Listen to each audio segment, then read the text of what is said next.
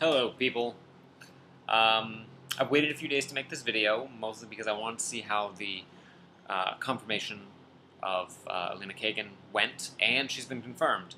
So, congratulations to her for becoming, I believe, the fourth woman to ever be appointed to the Supreme Court, and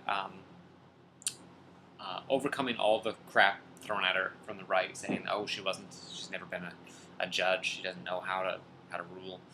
Um, it's actually a very long tradition of people who were never judges to be Supreme Court judges. So, congratulations. And I wanted really quick to touch on the fact that Proposition 8 has been overturned in California by a federal judge. That's right, Judge Walker. Great. The ruling comes about 2 years after the proposition was passed in November of 2008, and about 18 months, I believe, give or take, after the case was originally heard in 2009, Perry v. Schwarzenegger. Now, needless to say, I'm excited for all of my gay and lesbian friends back in California, a place where I was living just before the whole debacle began, and that they can now legally marry their significant others, whether or not marriage licenses are being issued yet, in lieu of an appeal that might happen, which will happen. Now, I've been reading the full text of the ruling, and I just finished it. It's very long. It's about 136 pages, but it's really interesting. I really urge you to read it and look it up. You can just Google it. You'll find the full transcript. You can read it. It's very quick. And, Judge Von Walker had Walker. I always put an N in his last name for some reason. Had some really interesting things to say, and it's a really quick read, despite the fact that it's definitely lacks in brevity. I started reading about an hour before I had to go to work the other day, and I was almost halfway through before I left, and then I got home and I was almost completely done before I went to bed that night. And before we even start, I want to dismiss all the crap that gets thrown around about Judge Walker being a liberal activist judge. This is the same old crap that gets thrown around every time a judge rules on something that the far right dislikes. He was actually initially appointed by Ronald Reagan in 1987. That should tell you something. And he's actually a fairly conservative judge, but he sticks to the Constitution and the letter of the law, which is what a judge should do, especially one in his position. So the interesting argument in this is that people in lesbian, gay, bisexual, transgender, queer, and questioning community were saying that their rights would be taken away from them without due process, and thus it was a contradiction of the 14th Amendment, particularly the due process clause. This is something that I found to be interesting, as it is not something that had occurred to me at all. I'm fairly familiar with the 14th Amendment, and even so, I didn't even really come to think of this. I even know that you can use the 14th Amendment to get out of being drafted into the military if you do it right. So, little background on the 14th Amendment.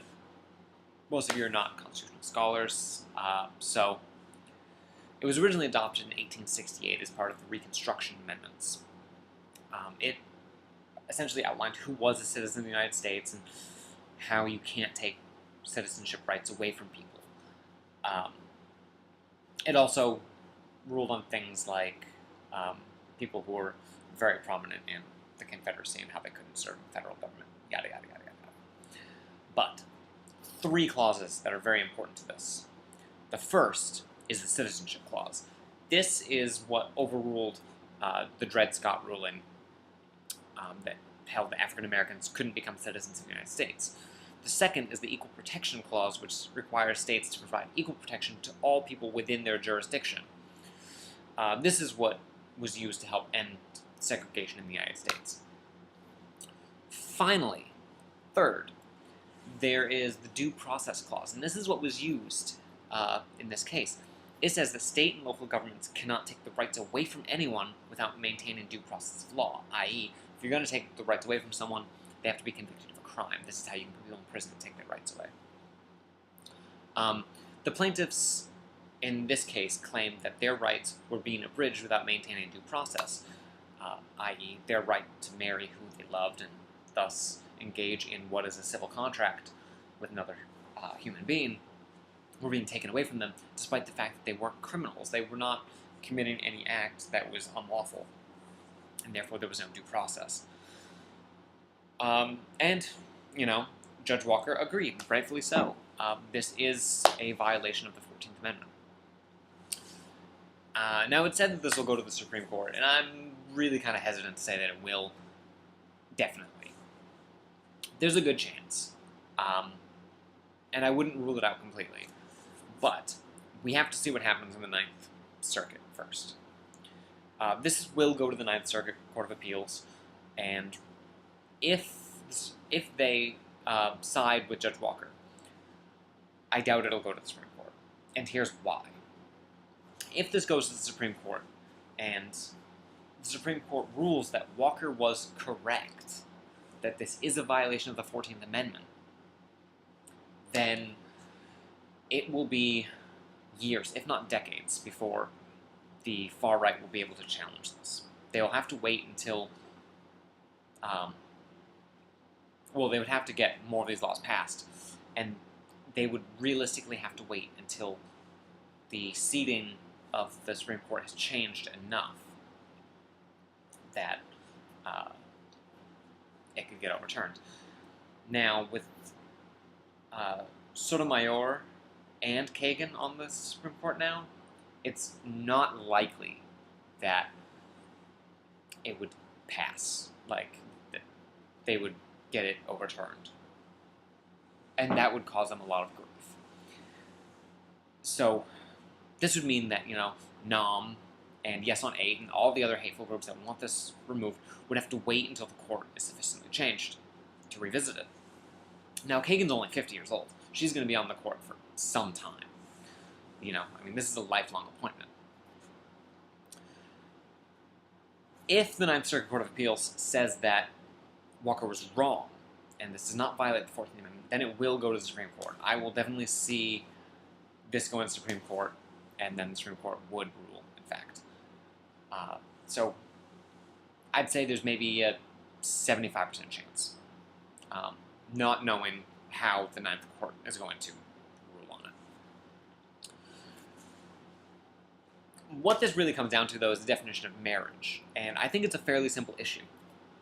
The question that needs to be asked, and this is the only question that needs to be asked, is marriage a civil institution or is it a religious one? If it's the former, then it's easy to change the definition, and no reference to anything traditional needs to be paid.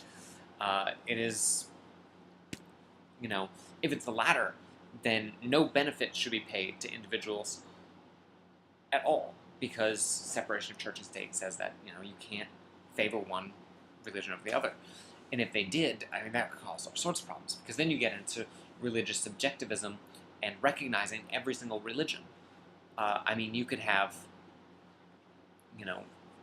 anything happen. This would allow polygamy, including polyandry and polygyny, and, this would allow people to marry inanimate objects and animals, and, all the crazy, absurd things that, the religious right claim would happen if marriage was a solely civil institution would actually occur if it was solely a religious one that was recognized by the government.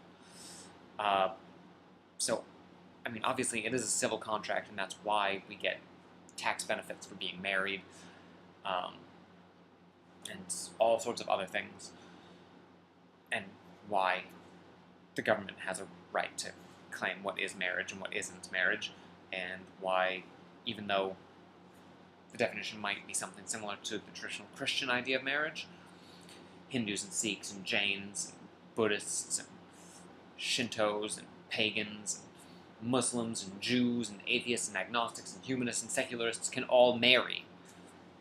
And the rules of marriage are all the same for all of them, despite what their particular religious beliefs are. So, in ending, congratulations, California, on rejoining the civilized world. Welcome back. I'm glad, and I'll have my fingers crossed for the Ninth Circuit Court of Appeals. And, hopefully this won't have to go all the way to the Supreme Court. But who knows, it will. And if it does, I have I believe that it'll be ruled on correctly there as well.